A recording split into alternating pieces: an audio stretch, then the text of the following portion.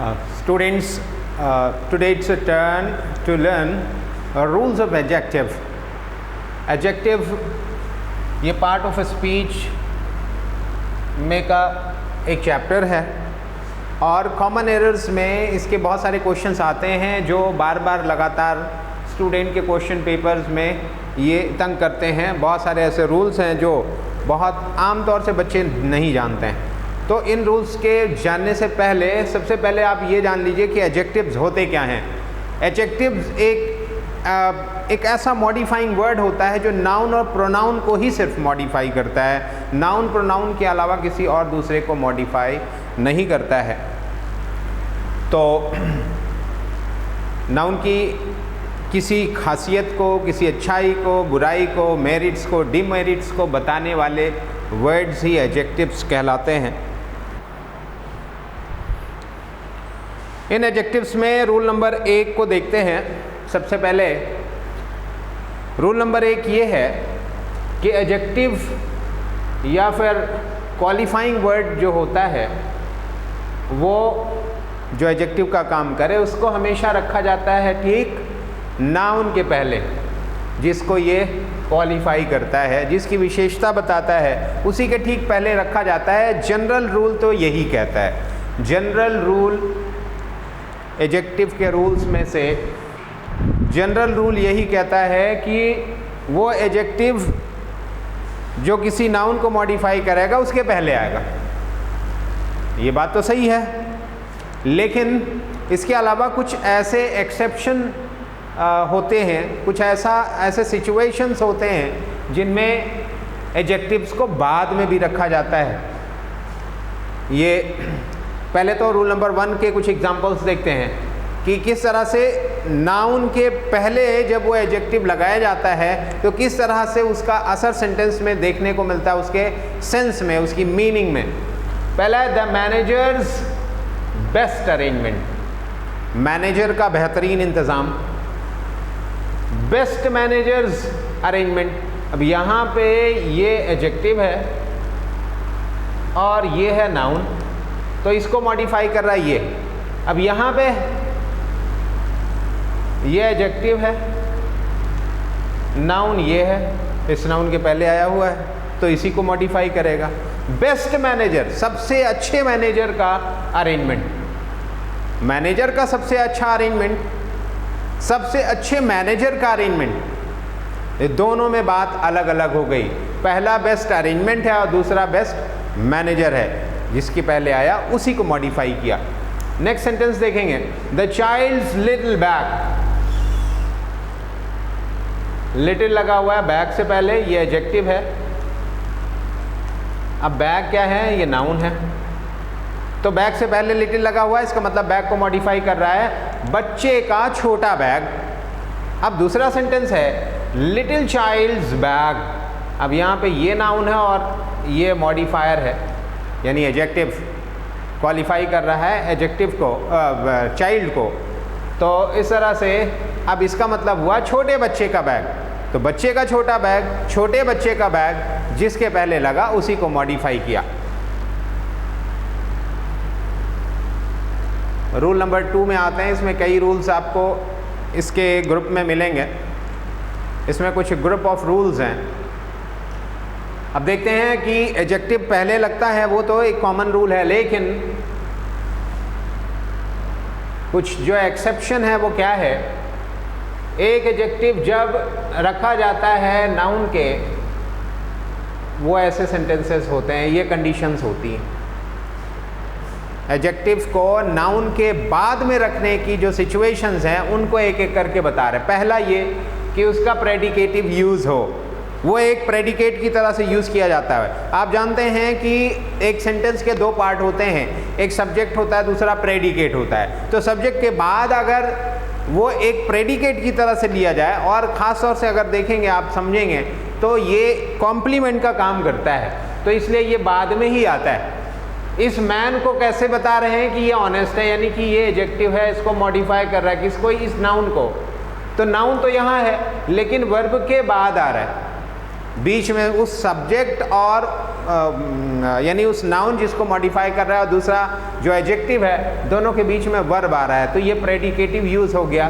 तो ऐसे केस में यहाँ भी दूसरा सेंटेंस देखेंगे, द बॉय इज स्मार्ट। अब ये आ रहा है इस नाउन यानी बॉय के बाद, वर्ब के बाद आ रहा है। The lady is beautiful.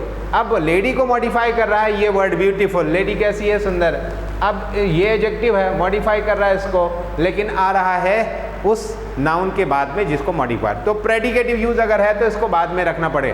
दूसरा है अगर एडजेक्टिव को बढ़ा दिया जाए फ्रेज या क्लॉज के साथ में, यानी कि वो एक वर्ड ना होकर के कई वर्ड्स से मिल करके बना हो, तो ऐसे केस में भी नाउन के बाद ही रखेंगे। देखते हैं सेंटेंस को, तब आपको समझ में आएगा। This is a man clever. ये मैन कैसा है, clever enough to deal with. किस तरह से क्लेवर है उसको और एक्सप्लेन कर रहे हैं कि इसको डील करना इससे बड़ा मुश्किल है, क्योंकि बहुत चालाक है, डीलिंग में बहुत होशियार आदमी है। तो यहाँ पे ये नाउन है और ये पूरा का पूरा एडजेक्टिव का फ्रेज है। तो ऐसे केस में सब्जेक्ट के यानी उस नाउन के बाद ही एडजेक्टिव को रखेंगे। दूसरा देखेंगे, it was a servant diligent in works.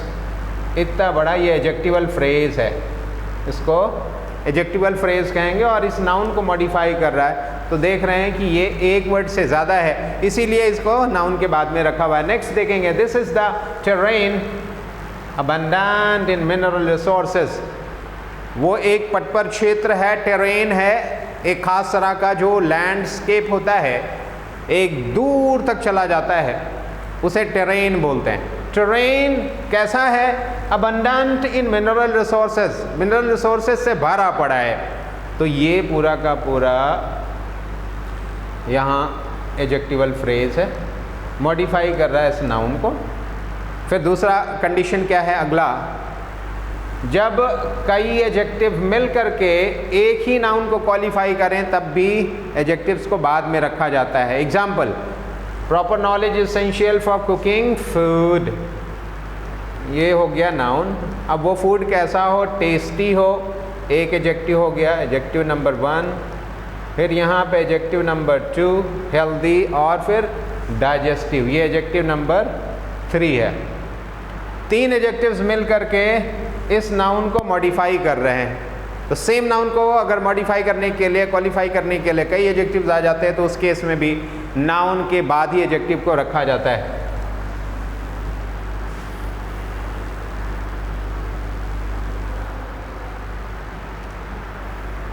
Next है,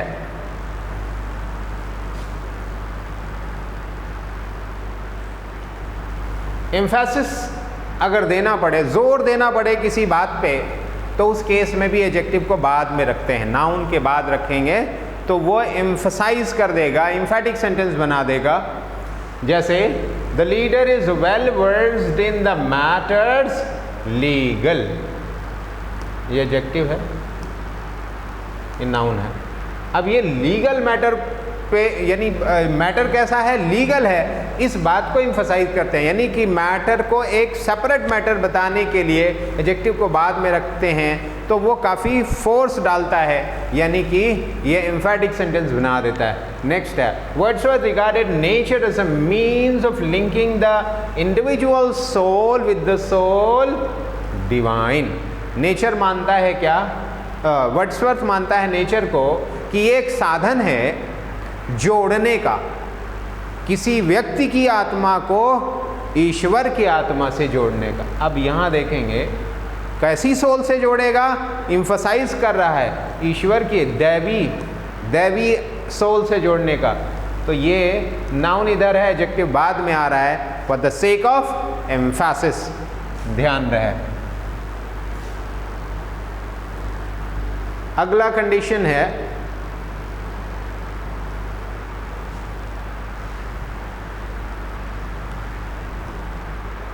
जब एडजेक्टिव को बाद में रखा जाता है, उस केस में हम बात कर रहे हैं इन द कंपैरेटिव और superlative degree when either is expressed by more, most.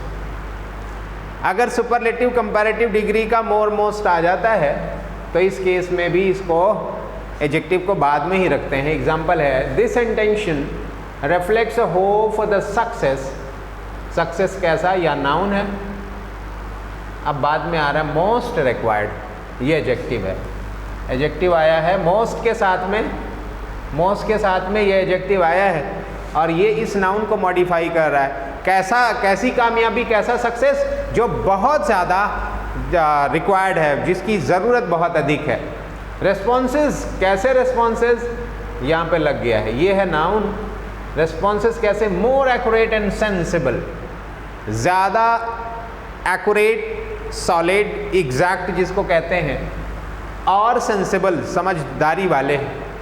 तो ऐसे रेस्पॉन्सेस जो एकदम सटीक हों और समझदारी भरे हों, never came from this boy, कभी इस लड़के की तरफ से नहीं आते। तो यहाँ पे मोर के लगने की वजह से ये एडजेक्टिव को बाद में रखा जा रहा है। अगली कंडीशन है, if a few well established, in few well established phrases, बहुत सारे फ्रेजेस होते हैं जो वेल इस्टेब्लिश्ड हैं, उनको उसी फॉर्म में ही रहना होता है, इसी फॉर्म में वो आते ही हैं, यानी ये रेडीमेड हैं, आप ये कह सकते हैं। रेडीमेड फ्रेजेस हैं जिसमें एडजेक्टिव बाद में ही हम रखते हैं, जैसे एयर, ये है नाउन, लेकिन ये एडजेक्टिव है जो कि बाद में लगा हुआ, और यही इसका एस्टैब्लिश्ड फ्रेज है, यही तरीका होता है इसका। यहाँ नाउन, ये एडजेक्टिव। वर्ड्स कैसे, सबलाइम, बहुत हाई क्वालिटी के जो वर्ड्स होते हैं। Governor, general, sum, total, knight, errant, court martial, point blank, time, memorial, letters, patent. तो इस तरह से ये एस्टैब्लिश्ड फ्रेजेस हैं, इनको आप याद रखेंगे अगर ये फ्रेज आते हैं। अगर इसमें एडजेक्टिव को पहले अगर रख दिया, अपैरेंट एयर, गलत हो जाएगा, एयर अपैरेंट। वारिस जो होता है, किसी का जो उत्तराधिकारी होता है, वो साफ तौर पे अगर पता हो उसका बेटा है तो वो अपैरेंट ही होगा। उसके नेक्स्ट कंडीशन देखते हैं, when an adjective is used as a title, title की तरह से एडजेक्टिव को जब यूज़ किया जाता है। अशोका द ग्रेट, बहुत बार आपने देखा होगा, लिखा हुआ कई जगह पे टेक्स्ट में, ये अलेक्जेंडर द ग्रेट, विलियम कौन सा, the silent, Edward the first. इस तरह से टाइटल्स की तरह अगर यूज़ किया जाए एडजेक्टिव को, इस केस में भी एडजेक्टिव बाद में ही रखते हैं। तो ये सारे कंडीशंस जब एडजेक्टिव बाद में आते हैं, ये आपने देख लिया। अब अगला रूल है, रूल नंबर 3, थर्ड जो रूल है वो है कंपाउंड एडजेक्टिव के बारे में। A compound adjective formed by combination of words, worth हो, वर्थ के साथ में पार्टिसिपल, अक्सर प्रेजेंट पार्टिसिपल ही होता है, वर्थ के साथ में अगर लगा हो तब ये भी आप जानेंगे कि बाद में ही आएगा नाउन के। एग्जाम्पल देखेंगे, Shakespeare's Macbeth is worth reading book, worth reading book, यहाँ पे बुक है जो कि नाउन है, और ये कैसी बुक, ये एडजेक्टिव है। तो वर्थ रीडिंग इसको आना चाहिए बाद में, ये करेक्ट होगा, ये गलत हो जाएगा। Shakespeare's Macbeth is a book, ये नाउन है, अब वर्थ रीडिंग ये एडजेक्टिवल फ्रेज को यहाँ रखेंगे। तो वर्थ के साथ में अक्सर प्रेजेंट पार्टिसिपल को यूज़ किया जाता है और ये नाउन के बाद ही किया जाता है। अगला है रूल, कुछ खास एडजेक्टिव्स होते हैं जो कंपैरेटिव में होते हैं, उनका फॉर्म ही यही होता है, वो कंपैरेटिव फॉर्म में ही होते हैं, और वो एडजेक्टिव की तरह से या नाउन्स की तरह से भी बहुत बार वो एडजेक्टिव का यूज़ किया जाता है। अभी देखेंगे, आपको खुद ही पता चल जाएगा कि वो नाउन्स की तरह से भी कैसे यूज़ होते हैं। तो उनकी मीनिंग जो होती है वो पॉजिटिव सेंस में होती है, पॉजिटिव मीनिंग के साथ होते हैं। तो ऐसे कंपैरेटिव डिग्री कहते हैं, इस केस में हम कंपैरेटिव डिग्री का यूज़ नहीं कर सकते हैं, वो ऑलरेडी रेडीमेड कंपैरेटिव है, तो उसमें हम कंपैरेटिव डिग्री यानी उसका डिग्री नहीं चेंज करेंगे जब हमें ज़रूरत पड़े। तो आइए देखते हैं रेडीमेड में।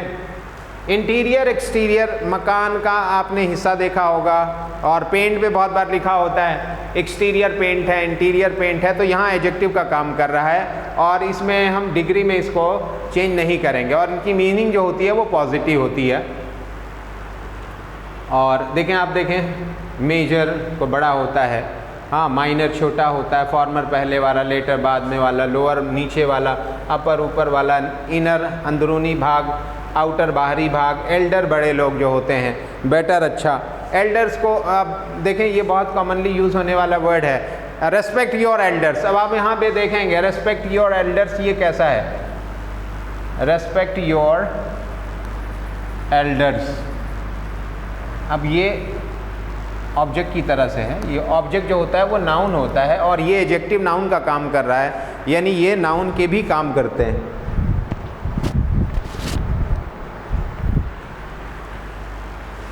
इनको बहुत बार नाउन की तरह से यूज़ किया जाता है, जैसे इंटीरियर ऑफ द हाउस, तो अंदरूनी भाग। इंटीरियर पार्ट अगर कह दें तो वो एडजेक्टिव हो जाएगा, लेकिन इंटीरियर वो नाउन की तरह से भी इसको यूज़ करते हैं।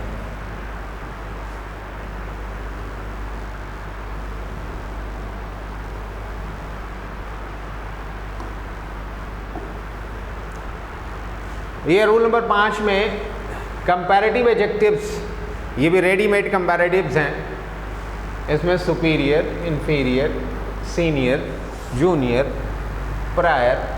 प्रायर का मतलब पहले वाला होता है, पोस्टीरियर का मतलब बाद वाला होता है, एंटीरियर का मतलब अग्रिम जो पहले हो वो एंटीरियर होता है। तो इनके साथ में आप देखेंगे देन नहीं आएगा, देन का यूज़ हम नहीं करते हैं, बल्कि क्या होता है, टू लगाते हैं। जब कंपैरिजन होता है, he is senior to me, I am junior to my boss, इस तरह से करके देखें, John is senior to me. अब ये टू है, यहाँ देन अगर लगाएंगे तो ये गलत हो जाएगा। तो ऐसे रेडीमेड कंपैरेटिव्स के साथ में देन के बजाय टू लगाते हैं। ये ऐसे क्वेश्चंस बहुत बार आते हैं एग्जाम में कि इसकी जगह पे देन लिखा रहेगा, क्या लिखा रहेगा, John is senior than me.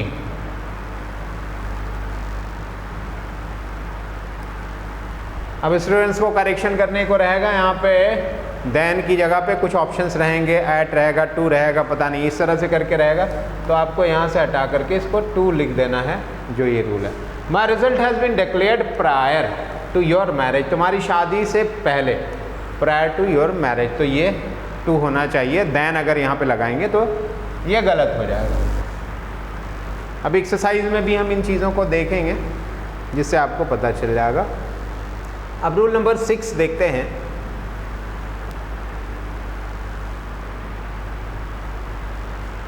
Rule number 6 में देखेंगे कि कुछ खास एडजेक्टिव्स होते हैं जिसमें कुछ बदलाव हम नहीं कर सकते। उनकी जो डिग्री होती है, जो क्वालिटीज़ उनमें होती हैं पहले से, जो पहले से क्वालिटीज़ वो रखते हैं, जो डिग्री उनकी एक्चुअल में होती है, उससे हम डिग्री नहीं बदल सकते हैं। डिग्री बदलने का कोई सवाल ही नहीं है, क्योंकि उनका सेंस ही ऐसा होता है।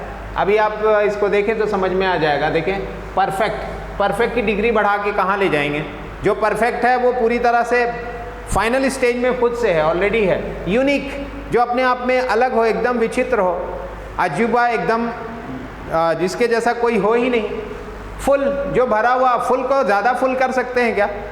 उसके अलावा वो बढ़ नहीं सकता। इसी तरह इनफाइनाइट, जिसका अंत ही ना हो, अनंत जो है। अब अनंत के आगे क्या है? अनंत के आगे तो कुछ हो ही नहीं सकता। तो इस तरह से इसकी डिग्री में जो ये पहले रखते हैं, पहले से ही जिन्हें ये सेंस मिला हुआ है, उससे आगे उसकी डिग्री हम नहीं बढ़ा सकते हैं। एग्जाम्पल आप थोड़ा सा इसको देखेंगे तो आपको और क्लियर है। This is the most unique building in the world, दुनिया की सबसे ज़्यादा यूनिक बिल्डिंग है। अब यूनिक तो है ही है, उसमें सबसे ज़्यादा यूनिक क्या होता है? Unique building in the world, ये होगा तब सही होगा। इसी तरह के और भी जितने ये हैं, कोई चौखाना है, 4 बराबर हिस्से हैं, 4 बराबर साइड्स हैं किसी चीज़ के, तो स्क्वायर से ज़्यादा स्क्वायर कोई हो सकता है, सर्कल से ज़्यादा सर्कल कोई हो सकता है। यानी कि ये एकदम एग्जैक्ट, इनकी कोई इनको ना बढ़ा सकते हैं ना घटा सकते हैं। ओके, अगला है प्रेफर और प्रेफरेबल। ये भी रेडीमेड कंपैरेटिव की तरह से हैं और इसमें दैन नहीं आता है। इतना याद रखें कि इनमें टू ही आता है, दैन की जगह पे दैन नहीं ले आते हैं। जैसे I prefer walking to swimming, हमें स्विमिंग से ज़्यादा वॉकिंग पसंद है, हम वॉकिंग ज़्यादा पसंद करते हैं। मुझे लगता है कि उसका प्लान ज़्यादा पसंदीदा है, तो that of any other person, किसी दूसरे के प्लान से उसका प्लान ज़्यादा पसंद किया जाता है।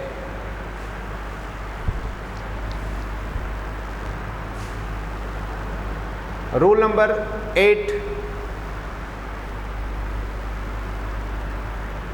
रूल नंबर 8 देखेंगे, comparative E R it not used. Comparative में ई आर को नहीं यूज करते हैं जब हम दो क्वालिटीज को कंपेयर करें एक ही व्यक्ति में।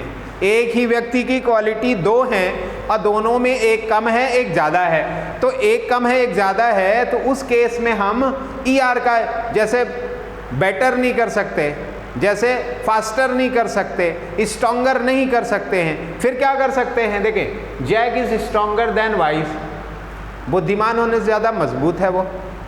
अब यहाँ पे ई आर लगाया है तो ये गलत हो गया कि स्ट्रॉन्ग ज़्यादा है बुद्धिमान कम है।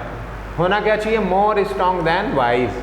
तो ये चीज़ अपनाना है आपको, यानी मोर और मोर लगा करके जब दो में कंपैरिजन होता है तो कंपैरेटिव डिग्री होती है और उसमें हम मोर लगा करके इसको एक क्वालिटी को ज़्यादा बताते हैं। दूसरा है डबल कंपैरेटिव अलाउ नहीं है, वो उससे बचना चाहिए। जैसे रादर होता है ना, वो कंपैरेटिव में लगा दिया जाता है ज़्यादा और ज़्यादा कंपैरिजन को बढ़ाने के लिए, तो इसको हम ये नहीं कर सकते हैं, ये गलत हो जाता है। एग्जाम्पल देखें, this task is rather more important. ज़्यादा इम्पॉर्टेंट है ये तो समझ में आता है, रादर रादर रादेस्ट, तो ये किसी इंटेंसिटी को और बढ़ाने के लिए होता है, तो ये डबल कंपैरेटिव हो गया। ये भी कंपैरेटिव है, ये भी कंपैरेटिव है, तो कंपैरेटिव में डबल कंपैरेटिव आप यूज़ नहीं कर सकते, इसको होना चाहिए this task is more important, ये सही है। दूसरा है she is rather more beautiful, rather more beautiful, ये सही नहीं है, रादर को काट देंगे, she is more beautiful than her sister. एक वर्ड और होता है जिसको आप ज़्यादा किसी की कंपैरेटिव को और इंटेंस बनाने के लिए आप यूज़ कर सकते हैं, जैसे फार लगा दें, फार मोर ब्यूटीफुल। अब फार वो कंपैरेटिव नहीं है, वो डबल कंपैरेटिव इसको नहीं बनाएगा, तो उस केस में हो जाएगा, लेकिन रादर नहीं लगा सकते हैं क्योंकि ये डबल कंपैरेटिव बना देता है। Now come to the next, here is the next rule, 10th one. जब दो व्यक्ति या दो चीज़ें तुलना में आए, उनका कंपैरिजन किया जाए, तो ये देखना है कि सिर्फ उन्हीं में कंपैरिजन होना चाहिए, ना कि किसी और में। जैसे अब एग्जांपल है, इसको आप देखेंगे तो आपको समझ में आएगा। जैसे दिल्ली की पॉपुलेशन है वो क्या है? ग्रेटर, ज़्यादा बड़ी है, किससे ज़्यादा है? Any other town of India, any other town of, population बड़ी है किससे? भारत के किसी दूसरे टाउन से। अब भाई टाउन और पॉपुलेशन में क्या कंपैरिजन है? पॉपुलेशन होता है लोगों की आबादी, और टाउन क्या होता है? तो टाउन की आबादी से कंपैरिजन तो हो सकता है, लेकिन टाउन से कंपैरिजन नहीं हो सकता है। अक्सर ऐसा देखा जाता है कि लोग इस बात को नहीं समझ पाते हैं कि कंपैरिजन जो है वो एक ही तरह की चीज़ों में होना चाहिए, और यहाँ पे गलती जब कर दी जाती है इज़ ग्रेटर देन। अब आप देखें यहाँ पॉपुलेशन का कंपैरिजन किससे है? ये ग्रेटर है किससे? Any other town of India. Population में इसमें कौन सा कंपैरिजन है? टाउन में, पॉपुलेशन में कोई कंपैरिजन नहीं है, तो होना क्या चाहिए? यहाँ दैट ऑफ लगा देते हैं, that of any other town of India.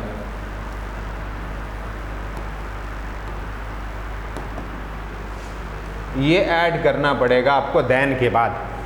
That of का मतलब यानी वहाँ की आबादी, यहाँ पे पॉपुलेशन लगा हुआ है और इसी का ये प्रोनाउन यहाँ पे लगा दिया। The population of Delhi is greater than, Delhi की पॉपुलेशन अधिक है, दैन किससे ज़्यादा? That of other towns of India, India के दूसरे कस्बों की आबादी से। यहाँ पे ये आबादी से के लिए हम दैट ऑफ यानी उसकी जगह पे उसका प्रोनाउन ले आएंगे। अब ये कंडीशन बन जाती है जो सही है, ग्रामेटिकल एरर नहीं है।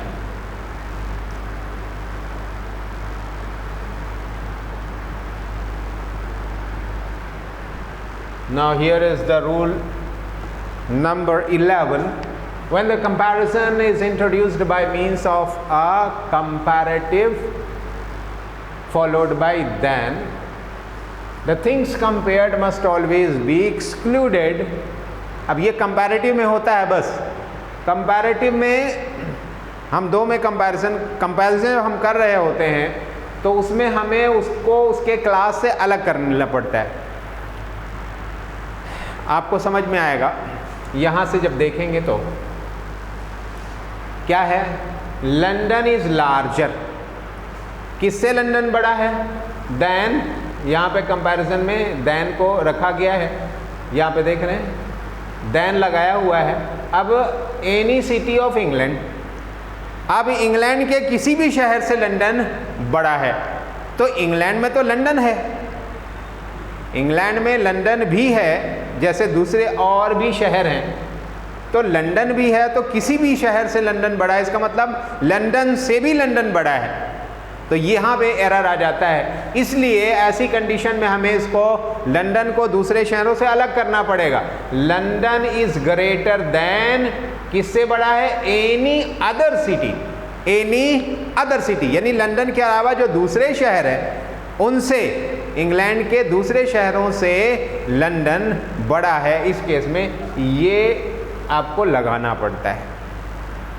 अगला example, fox is clever as any animal, ये सही नहीं है, होना चाहिए fox is clever as clever, नहीं, यहाँ पे ये सेंटेंस ही सही नहीं है, इसको करना चाहिए fox is clever than any animal, fox is clever than any animal, तो फॉक्स भी एनिमल है, तो इसका मतलब ये हुआ कि फॉक्स खुद से भी ज़्यादा चालाक है, तो उसको तो अलग ही नहीं किया गया, तो अब अलग यहाँ पे करना चाहिए, तब जाकर के वो करेक्ट होगा कि fox is clever than any other, दूसरे फॉक्स के अलावा जो दूसरे जानवर हैं उनसे ज़्यादा चालाक है, ये केस होगा यहाँ पे, यानी fox is cleverer than any other animal, तो अदर लगा करके इसको हम सही कर लेंगे। रूल नंबर 12 में देखेंगे, when one thing is said to surpass all other things, जब एक चीज़ दूसरों से ज़्यादा आगे निकल जाती है उसी प्रकार में, जिस प्रकार में वो है वो दूसरी चीज़ों से ज़्यादा अच्छी हो जाती है, तो हम अदर का यूज़ नहीं करते हैं after the adjective in superlative degree. तो अभी कंपैरेटिव डिग्री में तो ये देखा गया था कि उस क्लास से उस जानवर को अलग कर लिया जाता है जिसको कंपैरिजन में रखा जाता है, जो अपने ग्रुप से ज़्यादा अच्छा है तो उस ग्रुप से उसको हटाया जाता था। लेकिन सुपरलेटिव डिग्री जब आप देखेंगे तो सुपरलेटिव डिग्री में उस पूरे क्लास से वो सबसे अच्छा होता है, ऐसे केस में अदर का यूज़ नहीं होता। देखेंगे, gym is the wisest of all other students in the class, अब ये सबसे अच्छा है, किससे सबसे अच्छा है, ऑफ ऑल अदर स्टूडेंट्स, तो यहाँ ऑल अदर का कोई काम नहीं है, यहाँ अदर का कोई काम नहीं है, होना चाहिए wisest of all students in the class. ये इसको हम सेपरेट नहीं करेंगे अदर लगा करके, तो सुपरलेटिव के केस में वो रूल लागू नहीं होगा जो कंपैरेटिव में ये किया गया था।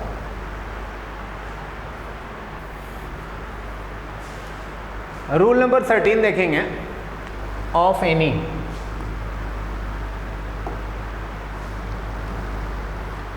इनको यूज़ नहीं किया जाना चाहिए सुपरलेटिव के कनेक्शन में।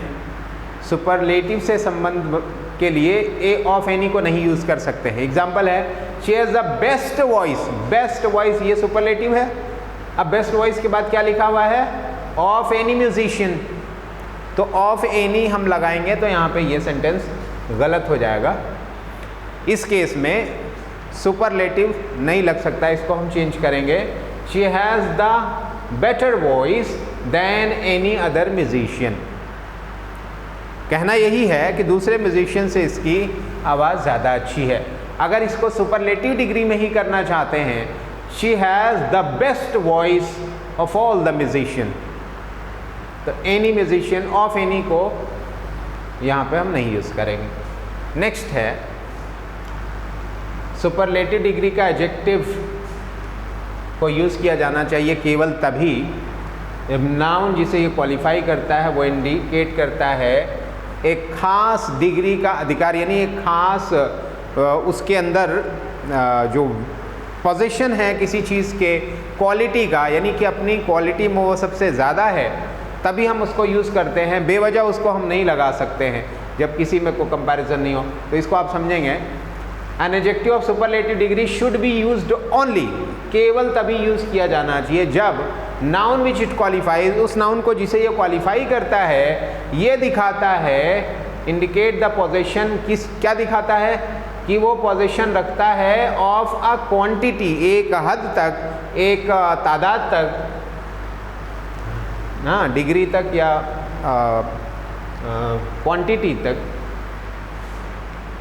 Position of a quantity to a degree, quantity एक डिग्री तक उसके पास है, than any other member of the same class, उस क्लास के जो मेंबर होते हैं उनसे किसी हद तक उसके पास ज़्यादा क्वालिटी है, उसके अंदर खासियत है, यानी ज़्यादा अच्छा है। उस केस में हम क्या करेंगे, सेंटेंस देखेंगे, he bought a best pen.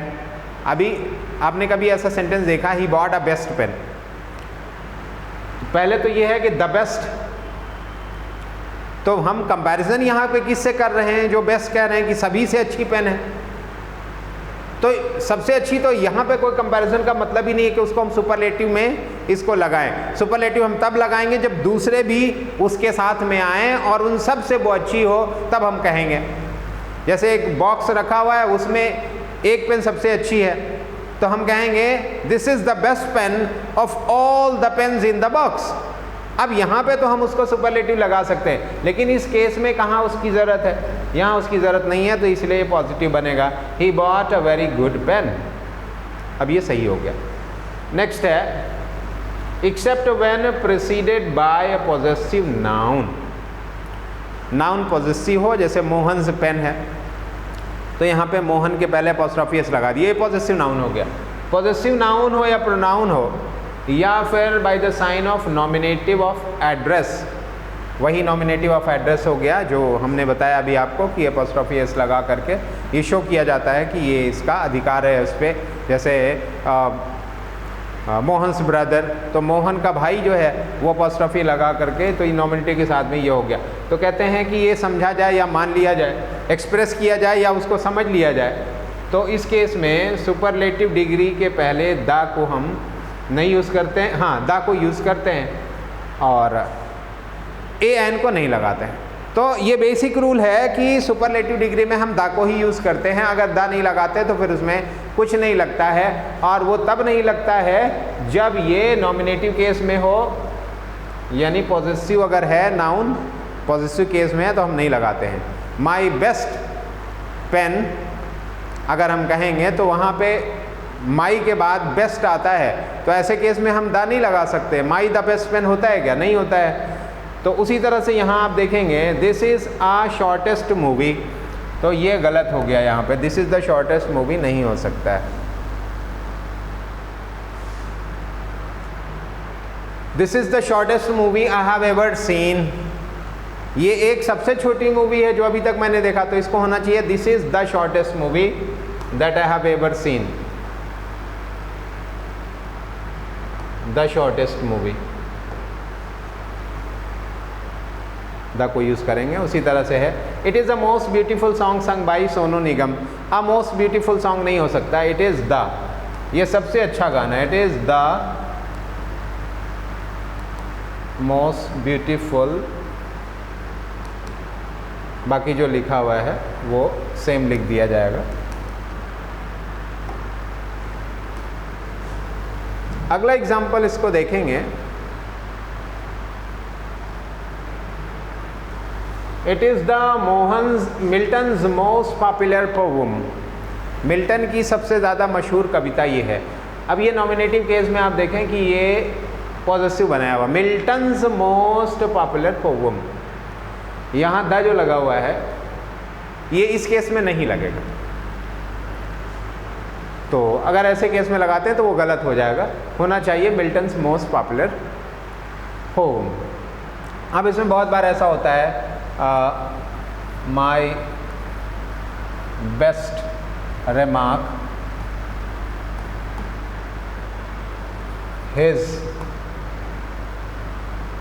Fastest race. अब इसमें जो पॉजिटिव लगा हुआ है इसके पहले अगर हम दा लगाएं, इसके पहले दा लगाएं तो ये गलत होगा।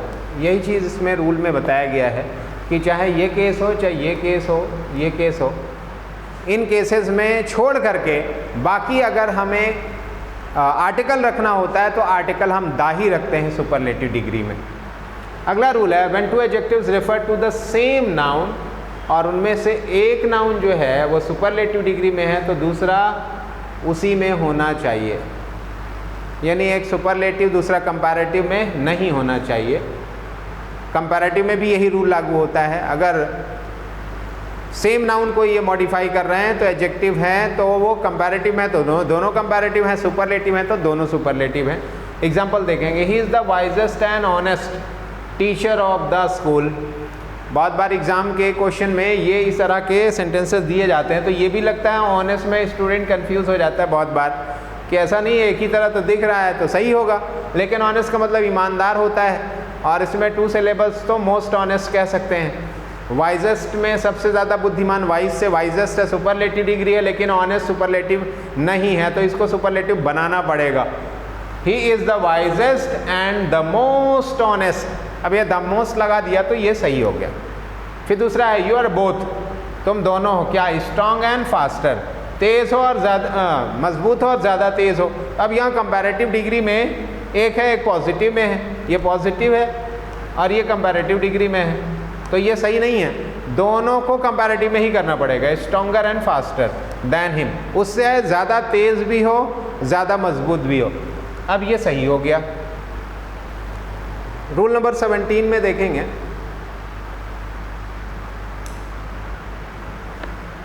टू फर्स्ट नहीं होता। अब टू फर्स्ट कैसे हो सकता है, पहले नंबर पे 2 नहीं हो सकते।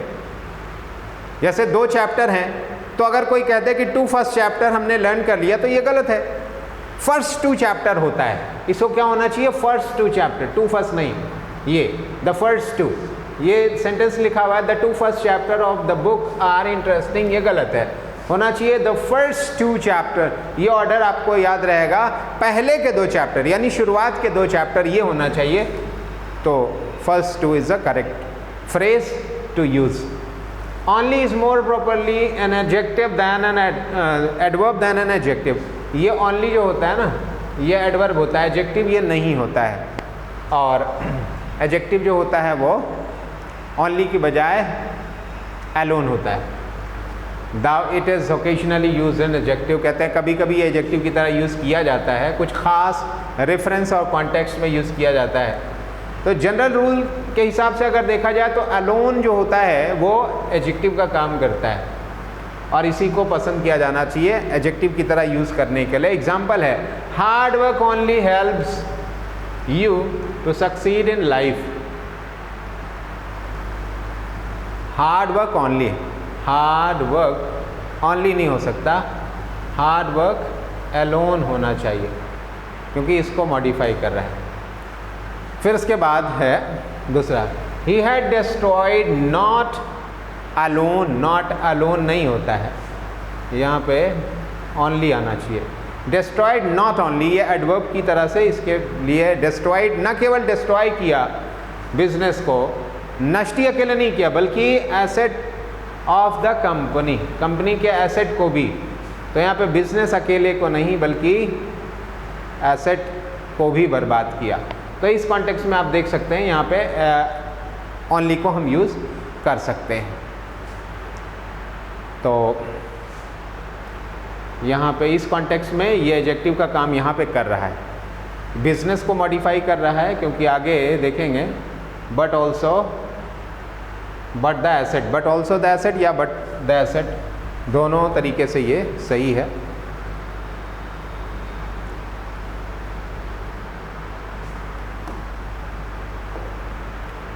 रूल नंबर 19 में देखते हैं, ये इसमें लिखा हुआ है कि टू एक्सप्रेस क्वांटिटीज और degree some is used in affirmative sentences और in questions which are real commands और रिक्वेस्ट। सम का यूज़ किया जाता है या तो सेंटेंस बिना नॉट के हो, अफर्मेटिव सेंटेंस हो, या तो फिर पोलाइट रिक्वेस्ट करना हो या कमांड के लिए यूज़ किया जाता है सम, यानी इंपेरेटिव सेंटेंस में। और एनी जो होता है, एनी ये है, एनी का यूज़ हम निगेटिव सेंटेंस और इंट्रोगेटिव में करते हैं। तो ये बहुत कॉमन सा रूल है और बहुत आमतौर से जाना जाता है। अगर नहीं पता है तो आप इसको ध्यान रखिए कैसे यूज़ करना है। देखेंगे he will give me some books, अगर यहाँ पे सम की जगह पे एनी लगा दें तो गलत होगा, क्योंकि ये सेंटेंस अफर्मेटिव, अफर्मेटिव का मतलब पॉजिटिव है। नॉट एनी बुक नहीं लगाएंगे क्योंकि ये अफर्मेटिव सेंटेंस है। विल यू प्लीज़, अब आप इसको देखेंगे ये पोलाइट रिक्वेस्ट है, यहाँ पे पोलाइट रिक्वेस्ट है, कमांड या रिक्वेस्ट के लिए रिक्वेस्ट है। Will you please lend me some money, क्या मेहरबानी करके आप मुझे कुछ पैसा देंगे। अब यहाँ पे एनी मनी नहीं लगा सकते हैं, will you please lend me any money, नहीं, ये गलत होगा। अगला है he will not sell any books, अब ये निगेटिव सेंटेंस हो गया है, तो अब यहाँ पे सम बुक ये नहीं हो सकता, सम गलत होगा। Have I bought any mangoes, क्या मैंने कोई मैंगो ख़रीदा है, तो एनी मैंगोज यहाँ पे सम नहीं लगा सकते। ये आपको समझ में आ गया होगा कि एनी और सम का यूज़ कैसे करना होता है। अब रूल नंबर 20 देखेंगे।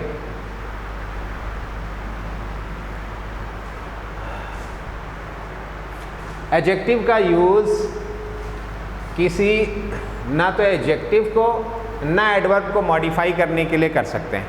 एडजेक्टिव का यूज़ किया जाता है नाउन या प्रोनाउन को मॉडिफाई करने के लिए, बस, उसके अलावा नहीं। Example, he was polite sorry for her, he was polite sorry. अब यहाँ पे पोलाइट सॉरी, वो बड़े विनम्रता के साथ खेद उसने प्रकट किया उसके वास्ते, तो इसको होना चाहिए politely, not polite. Polite adjective है, पोलाइटली ये एडवर्ब है। I am feeling absolute well, I am feeling, अब यहाँ पे फील कर रहे हैं, कैसा फील कर रहे हैं, ये एडवर्ब होना चाहिए, एडजेक्टिव नहीं होना चाहिए। तो एडवर्ब के लिए होगा यहाँ पे absolute, I am feeling absolutely well. तो अब ये एडवर्ब, यानी कि एडवर्ब का यूज़ किया जाएगा वर्ब को, एडवर्ब को या एडजेक्टिव को मॉडिफाई करने के लिए, ना कि नाउन या प्रोनाउन को। नेक्स्ट रूल है 21 rule, 21 you can say, phrase not any और no any is wrong. Not any बहुत बार लोग लगा भी देते हैं, नॉट एनी और नो एनी को, तो ये गलत होता है। क्या होना चाहिए देखेंगे, she has not any pencil, simple होना चाहिए नो पेंसिल, ये गलत है, होना चाहिए शी हैज़ नो पेंसिल। या फिर आप इसी बात को ये कह सकते हैं, she does not have any pencil. अब यहाँ पे एनी पेंसिल जो यहाँ पे लिखा हुआ है, नो एनी नहीं लगा सकते हैं।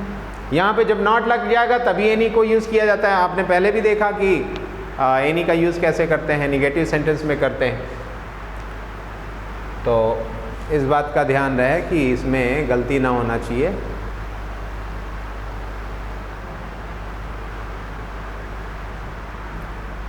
ईच का यूज़ किया जाता है जब दो की बात होती है या दो से ज़्यादा की भी बात होती है,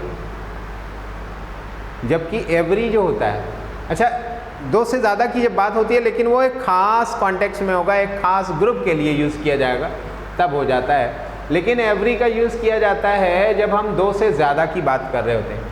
ईच रेफ़र करता है individual forming a particular group, एक ख़ास ग्रुप को बनाने वाले लोगों, कुछ ख़ास लोगों के लिए, यानी स्पेशल कॉन्टेक्स्ट में हम ईच का यूज़ करते हैं। नहीं तो सिर्फ दो के लिए अगर है तब भी ईच का ही यूज़ करते हैं, लेकिन एवरी का दो से ज़्यादा के लिए यूज़ करने को हम करते हैं।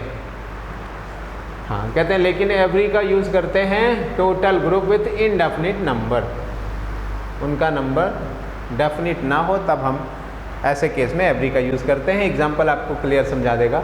Every servant should take his turn. अब यहाँ पे एवरी सर्वेंट जो है एक खास कॉन्टेक्स्ट में लिया जा रहा है, किसी खास कंपनी में काम करने वाले नौकर होंगे, इसके लिए वो बात हो रही है। ईच सर्वेंट, हर एक सर्वेंट को क्या करना चाहिए, अपनी बारी का इस्तेमाल करना चाहिए। नेक्स्ट है he reads a book each third month, each third month. अब यहाँ पे ईच थर्ड मंथ, हर बार जो 3 महीना जो है वो स्लॉट 3 महीने का आता ही रहता है, वो लिमिटेड नंबर है ही नहीं है उसका, इसलिए एवरी थर्ड मंथ ये महीने बीतते रहेंगे और हर बार 3 महीने का एक स्लॉट जो है वो आता रहेगा और इसका कोई लिमिट नहीं है, इसलिए ये ईच नहीं यूज़ कर सकते, यहाँ पे एवरी को यूज़ किया जाएगा। अब late later latest, late later last आपने सुना होगा बहुत बार। लेटर TER और लास्ट ये बताते हैं किसी के पोजीशन को, कि जैसे वो मेरे बाद आया, he came later than me, LATTER होगा। तो इस तरह से ये पोजीशन में जब कोई चीज़ होती है समय से नहीं, समय वाले में LATER होता है और पोजीशन वाले में TER वाला होता है, तो ये पोजीशन की बात है यहाँ पे लेटर, और उसी में उसका सुपरलेटिव डिग्री है लास्ट, और दूसरे में क्या है LATER लेटर और लेटेस्ट है। ये यहाँ पे आप देखेंगे लेटर और ये लेटेस्ट है। अभी जो सबसे नया हो यानी सबसे बाद में हुआ हो वो लेटेस्ट है, और लेटर किसी चीज़ से कंपैरिजन करते हुए बाद वाला, उसके लिए यूज़ किया जाता है। ये लेट का कंपैरेटिव और सुपरलेटिव डिग्री है। क्या मतलब इसका हुआ, इस लेटर का इसका मतलब हुआ मोर लेट इन टाइम, समय के हिसाब से ज़्यादा देर में आना। बोथ दोनों एडजेक्टिव हैं और एडवर्ब हैं। A later decision, I shall see you later, मैं आपसे बाद में मिलूँगा। तो लेटर को यूज़ किया जाता है कुछ इस तरह से, देखें लेटर ऑफ द टू, इसका मतलब हुआ दूसरे नंबर पे जो है लेटर ऑफ द टू, बाद वाला जो है दूसरे नंबर पे जो है, पोजीशन में जो सेकंड पोजीशन पे है, 2 में जो दूसरा वाला। और लेटेस्ट का मतलब होता है लास्ट अप टू नाउ, अब तक का सबसे आखिरी वाला, जबकि लास्ट जो है उसका मतलब होता है फाइनल। जैसे लाइन में तमाम बच्चे खड़े होते हैं और जो सबसे आखिर में होता है उसको हम बोलेंगे last. I am talking to the last boy standing there, सबसे आखिर में जो बच्चा है उससे हम बात कर रहे हैं। What is the latest news, सबसे हाल की खबर यानी सबसे बाद में अभी आने वाली खबर कौन सी है, तो वहाँ पे लेटेस्ट टाइम के हिसाब से यूज़ किया जाता है। आप सेंटेंसेस को आप देखेंगे तो आप और अच्छा समझ पाएंगे इसको।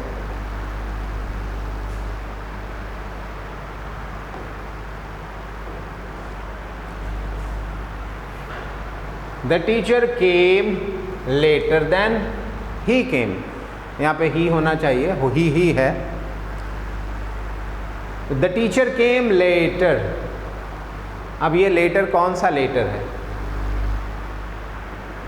इसका मतलब समय के हिसाब से उसके बाद आए। फिर द लास्ट मीटिंग, अंतिम मीटिंग ऑफ द ईयर, साल की सबसे आखिर में होने वाली meeting. It is the latest news, ये सबसे नई खबर है, यानी सबसे अभी समय के हिसाब से जो अभी सबसे ज़्यादा देर में आई है। तो इस तरह से ये बात बहुत बार होता है ना, सुनने में आता है लेटेस्ट न्यूज़ क्या मिली है, यानी सबसे अंतिम अभी समय के हिसाब से, अभी इसके बाद इसके पहले कुछ जो पता चला है उसके बाद कोई चीज़ नहीं आई है। तो ये लेटेस्ट वो होता है जिसके बाद कुछ नहीं है, वो सबसे बाद में आने वाली न्यूज़ है, यानी कि उसके बाद अभी तक कोई न्यूज़ नहीं आई है। Of gold and silver the latter, अब 2 की बात हो रही है तो इसमें बाद वाला जो है ये है, लेटर इज़ मोर प्रेशियस, तो बाद वाला ये ऑर्डर के हिसाब से है, पोजीशन में ये दूसरे नंबर पे है। Of the 3 transport, of the 3 transports rail, road and air, the last is the fastest. 3 transport में से रेल, रोड और एयर में से अंतिम वाला जो है, लास्ट वाला जो है वो सबसे तेज़ है, इज़ द फास्टेस्ट। नेक्स्ट देखेंगे फार्दर, जिसका मतलब होता है ज़्यादा दूर होना, और फर्दर का मतलब होता है एडिशनल, कुछ और अधिक। रादर ज़्यादा दूर, फार्दर ज़्यादा दूर और फर्दर कुछ एडिशनल। तो इसको देखेंगे यहाँ पे, फार्दर है इट्स अ सुपरलेटिव डिग्री जो कि फार्देस्ट होता है, लेकिन फर्दर ये एडजेक्टिव ऐसा है जो पॉजिटिव डिग्री में आता है, ना तो इसका कंपैरेटिव बनता है ना सुपरलेटिव बनता है। इसका फर्दर का फर्देस्ट और इसका पॉजिटिव नहीं बनता है। फार इसका होता है, ये जो है ये फार्दर,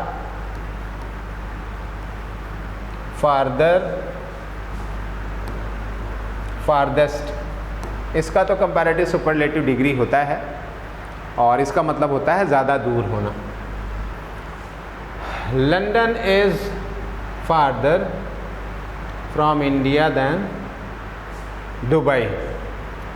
लंदन ज़्यादा दूर है भारत से दुबई की तुलना में।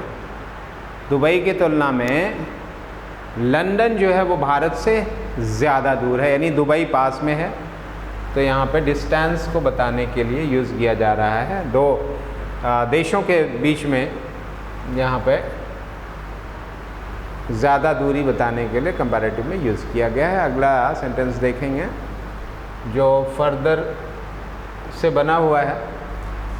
ही allowed no further discussion, further discussion additional आप इसको कह सकते हैं। कोई एडिशनल डिस्कशन यानी उसके अतिरिक्त और ज़्यादा बोलने की इजाज़त नहीं मिली इस मामले में। तो आपने समझ लिया कि फर्दर का मतलब और अधिक और फार्दर का मतलब ज़्यादा दूर। इस केस में ये दोनों का अपना अपना यूज़ होता है एडजेक्टिव की तरह से। फिर एल्डर और एल्डेस्ट ये अप्लाई होता है एक ही परिवार के जब लोग होते हैं तब, और नहीं तो फिर ओल्डर होता है, और इसमें दैन के बजाय टू को लगाते हैं। ये चीज़ पहले भी एक बार बताई जा चुकी है जब रेडीमेड कंपैरेटिव्स कुछ आए थे उसमें बताने के लिए। तो जबकि ओल्डर में, ओल्डर और ओल्डेस्ट में दैन का यूज़ किया जाता है, और वो फैमिली के अलावा दूसरों में जब कंपैरिजन होता है एज को लेकर के उसमें यूज़ किया जाता है ओल्डर को। एग्जाम्पल देखेंगे, Johnny was older than Monty. अब ये 2 लोग हैं, कोई भी हैं, वो फैमिली के नहीं हैं, तो इनका कंपैरिजन है कि जॉनी ज़्यादा उम्र में बड़ा है। He is the eldest son of mister George. George का ये सबसे बड़ा लड़का है। She is the oldest lady of my village. मेरे गांव की सबसे बुज़ुर्ग महिला है।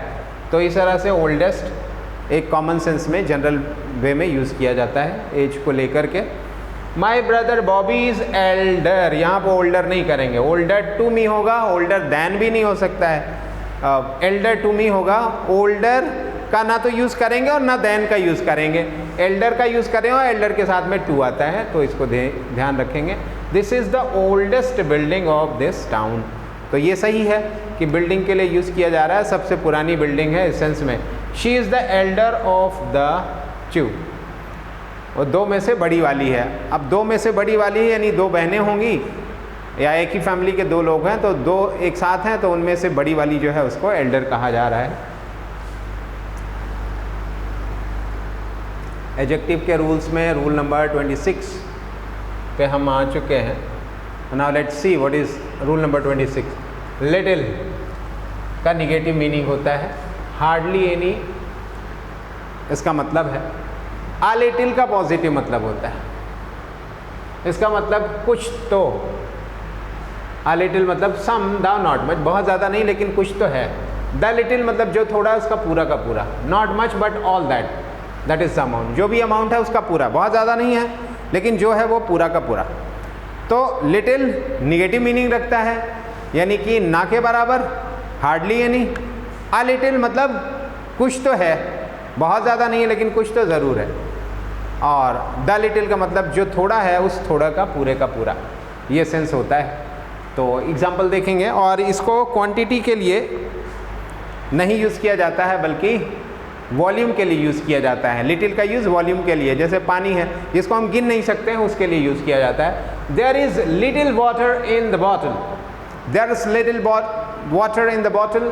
अब लिटिल का मतलब है कि पानी ना के बराबर, यानी इतना पानी है कि आप पी नहीं सकते हो, पीने का प्यास नहीं बुझा। It's not likely to fulfil the need, जो आवश्यकता है वो पूरी करने के बराबर नहीं है, तो इसलिए ये लिटिल का यूज़ किया गया है, इसके ऊपर पहले कुछ नहीं लगा हुआ। फिर there is little hope of recovery, कुछ आशा है, ज़्यादा नहीं है लेकिन कुछ तो ज़रूर आशा जग गई है ठीक होने के लिए, रिकवर होने के लिए। ही मोस्ट पॉसिबली रिकवर, तो संभावना है कि वो ठीक हो सकता है।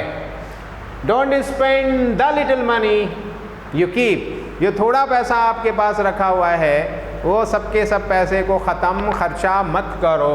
तो यहाँ पे जो थोड़ा सा, not spend the small amount of money you have. फिर उसके बाद सेम कंडीशन है ये फ्यू की, बस फ़र्क इतना है कि ये क्वांटिटी के लिए, नंबर के लिए यूज़ किया जाता है, संख्या के लिए इसको हम यूज़ करते हैं। और इसमें फ्यू का मतलब होता है, ये निगेटिव मीनिंग है, मतलब हार्डली एनी। अफ्यू का मतलब है कि ये पॉजिटिव सेंस रखता है, इसका मतलब है कि ज़्यादा तो नहीं लेकिन कुछ तो ज़रूर। और द फ्यू का मतलब है वो जो थोड़ा है वो थोड़ा का पूरा। एग्जाम्पल से इसको समझ पाएंगे आप।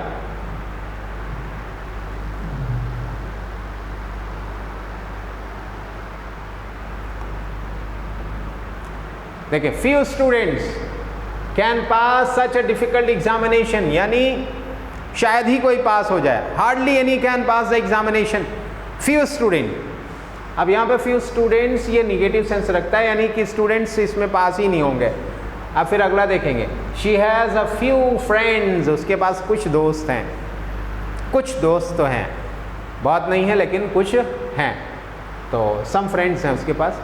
The few works he did were praiseworthy, कुछ काम थोड़े जो किए हैं वो सारे के सारे काम उसके क्या हैं, तारीफ काबिल हैं, प्रेज़वर्दी हैं, प्रशंसनीय हैं आप कह सकते हैं, या तारीफ काबिल हैं। तो वो थोड़े कार्य, द फ्यू वर्क्स, ज़्यादा तो नहीं, थोड़े, जो थोड़े हैं वो सब के सब प्रेज़वर्दी हैं, तारीफ के काबिल हैं।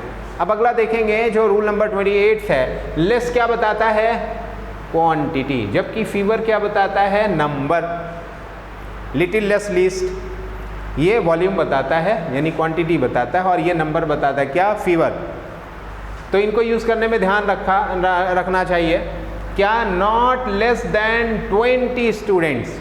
अब आप बताइए, लेस क्या है, लिटिल का है, जो कि वॉल्यूम बताता है, नंबर नहीं बताता। तो 20, यहाँ पे 20 स्टूडेंट्स, ये क्या है, ये तो नंबर है। तो यहाँ पे लेस का यूज़ करना सही होगा, नहीं सही होगा, ये गलत है।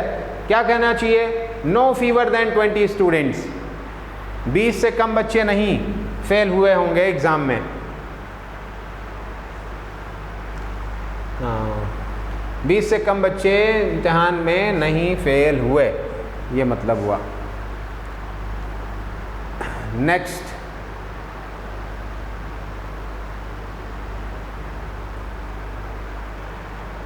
अगला है, we don't drink fewer than 10 glass of water every day. Fewer than 10 glass of water. Okay, water countable नहीं है, इसलिए हम इसको इसके लिए फ्यू का यूज़ नहीं करते हैं। जो काउंटेबल होता है उन्हीं के साथ फ्यू का यूज़ करते हैं, तो इसलिए ये गलत है। इसके साथ लेस का हमें यूज़ करना चाहिए, और लेस जो होता है वो लिटिल का कंपैरेटिव डिग्री है।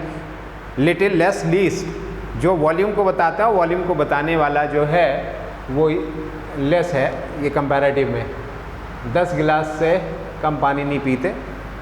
उसके बाद आप देखेंगे rule number 29, whole is preceded by the, जब ये यूज़ किया जाए एडजेक्टिव की तरह से प्रॉपर नाउन के पहले, और it is preceded by the end followed by of. Preceded by the यानी इसके पहले द आता है, और फॉलोड बाय ऑफ यानी इसके बाद ऑफ आता है। और ऑल के कंडीशन में ये अलग है, all is followed by the, यानी ऑल लगाएंगे उसके बाद द आएगा, होल के पहले द लगेगा, ऑल के बाद द लगेगा जब ये प्लूरल नाउन के पहले आए।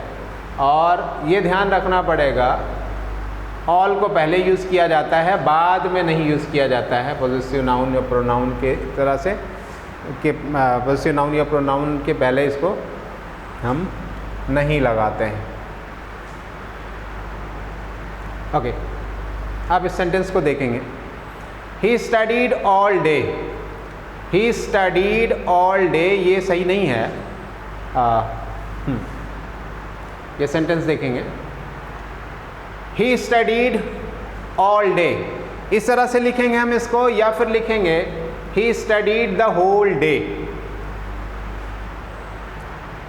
ऑल द डे यहाँ पे होना चाहिए, studied all the day, all के बाद द लगना चाहिए, और he studied the whole day, अब ये सही हो गया। The whole of England mourn the death of the prince, राजकुमार के मौत का शोक पूरे इंग्लैंड ने मनाया। तो द होल ऑफ इंग्लैंड, आपने देखा कि द पहले आएगा होल के और ऑफ होल के बाद आएगा। इसमें देखेंगे ऑल द स्टूडेंट्स, तो ऑल का केस में क्या होता है कि ऑल के बाद द आता है और उस जिसके पहले जो जिसके लिए आ रहा है उस नाउन के पहले द लगाते हैं। फिर अगला है all my hopes were lost. अब अगर यहाँ पे प्रोनाउन आ गया, यानी पॉजिटिव प्रोनाउन आ गया, जैसे कि आपने यहाँ देखा पॉजिटिव प्रोनाउन आ गया, तो अब ऐसे केस में हम द नहीं लगाएंगे, तो द की बजाय ये लगा हुआ है और इसको भी ऑल के बाद ही, यानी द की जगह पे इसको हम यूज़ कर सकते हैं। रूल नंबर 30 में देखेंगे, रूल नंबर 30 ये है,